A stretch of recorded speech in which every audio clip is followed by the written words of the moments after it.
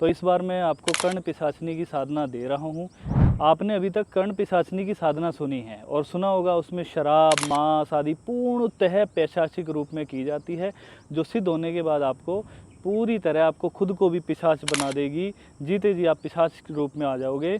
आपको देगी सब कुछ, धन वैभव आदि सब कुछ मिलेगा, लेकिन सब खत्म कर दिया जाता है। कर्ण पिशाचिनी सौम्य रूप में आपके साथ जुड़ने के बाद आपको बेनिफिट तो देगी ही, लेकिन आपको डर नहीं रहेगा कि ये आपको नुकसान करेंगी। ओम नमः दोस्तों, इस बार हम आपके लिए एक बहुत ही अच्छी साधना लेकर आए हैं। बहुत ज़्यादा लोगों के हमारे पास फ़ोन आते हैं कर्ण पिशाचिनी के लिए। तो इस बार मैं आपको कर्ण पिशाचिनी की साधना दे रहा हूँ। कर्ण पिशाचिनी की साधना लेकिन सौम्य रूप में।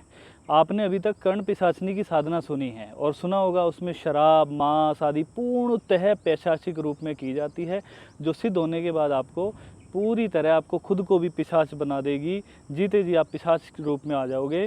आपको देगी सब कुछ, धन वैभव आदि सब कुछ मिलेगा, लेकिन सब खत्म कर दिया जाता है।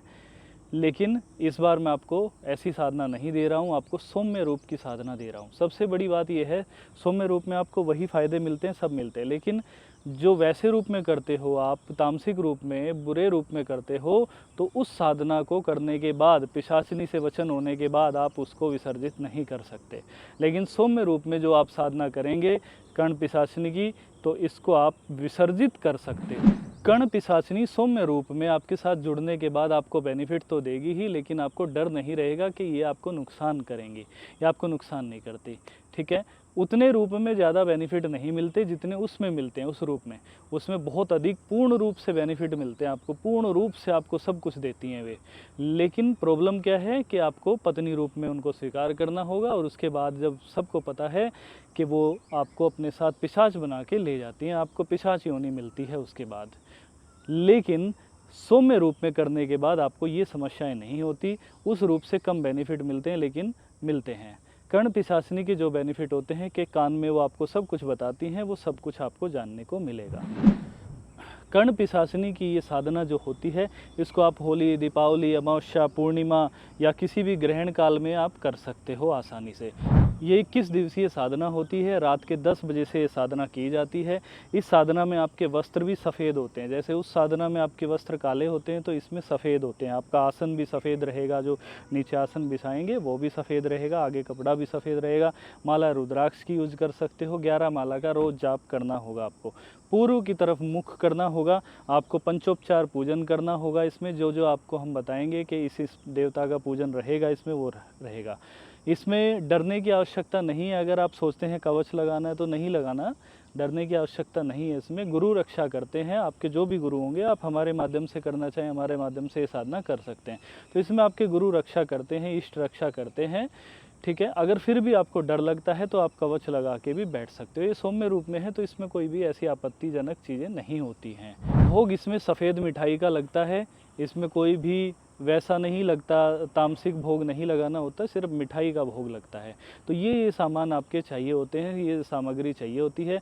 सभी सामग्री आप जो हैं पूर्ण रूप से जागृत सामग्रियों का इस्तेमाल करें, पूर्ण रूप से प्राण प्रतिष्ठित सामग्री का इस्तेमाल करें। इस साधना को आप सेवक या सहायिका के रूप में, दोस्त के रूप में भी कर सकते हो।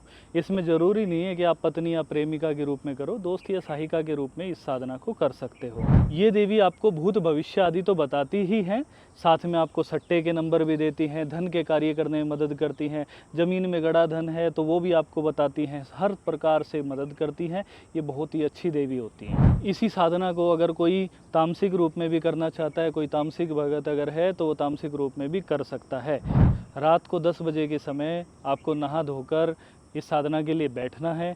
बैठकर सफ़ेद आपके कपड़े रहेंगे, मैंने बताया पहले ही, सफ़ेद आपका आसन, सफ़ेद आगे कपड़ा रहेगा, उसको बिछाकर उस पर ही उनको स्थान देना है। सामने सफ़ेद कपड़ा बिछाकर उस पर मिठाई का भोग रख देना है, अगर आप मिठाई से करना चाहते हो। अगर आप तामसिक करना चाहते हो तो बकरे का, मुर्गे का, जो भी आप मांस लगाना चाहते हो 5 छोटे छोटे टुकड़े करके रखने हैं, 5 टुकड़े। और शराब का भी भोग लगाना है मांस के साथ अगर करते हो तो। नहीं तो आप सात्विक करते हो तो सिर्फ मिठाई का भोग लगेगा, उसी से आपका काम हो जाए। रुद्राक्ष की माला से 11 माला का आप जाप करेंगे। 21 दिन तक यह जाप करते रहेंगे। इस साधना में आपके वचन नहीं होते हैं शक्ति से, ये साधना सफल होती ही है। इसमें कोई भी वचन आदि का रोल नहीं रहता कि ये वचन नहीं हुए हैं तो साधना सफल हुई या नहीं, ऐसा नहीं होता। ये साधना सफल ही होती है। ठीक है दोस्तों, अगर आप इस साधना को करना चाहते हो हमारे ज़रिए तो हमसे दीक्षा लेकर आप इसे आगे कर सकते हैं। जब 21 दिन आप ये साधना कर लेंगे तो 21 दिन बाद जब भी आपको आवश्यकता पड़ेगी तो इस मंत्र का एक माला का आप जाप करेंगे। उसके बाद जो भी करेंगे, जो भी चीज़ें करना चाहते हैं, जानना चाहते हैं किसी के बारे में, तो वो जान सकते हैं। 21 दिन बाद जब भी आपको ज़रूरत पड़ती है इनकी, तो आपको क्या करना है, रात्रि में चंदन को घिस के दोनों कानों पे लगा के, या फिर आपने संकल्प ले रखा है कि मेरे इस कान में बताना है, तो उस कान में आपने चंदन लगाकर सो जाना है।